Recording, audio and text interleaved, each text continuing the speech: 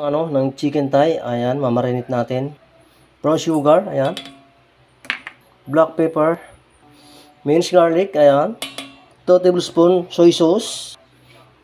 Mix lang natin. Yan. Ilalagay tayo. Kinsay, ilagay na natin. Naglagay na tayo ng mantika sa ating kawali. Piprito natin yung ating chicken na marinate. Fry na natin. Yan, ilagay na natin yan. Yan, ilagay na natin lahat. Yan, babalik ta rin natin. Ayan. Lang natin yung ating butter. Parsley, ibudbud na natin yan. Balik natin yung ating pinaritong chicken. Ayan. Yan, ilagay na natin lahat. Pa-fry lang natin siya hanggang sa maluto pa uli. Babaliktaran lang natin. Ayan.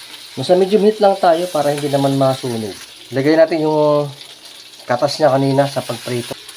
Ayan, luto na yung ating chicken. At ayan, luto na yung ating chicken recipes na na special. So, kung nagustuhan nyo ang aking ginawa, yung mga hindi pa nakapalo, tara, sama na kayo.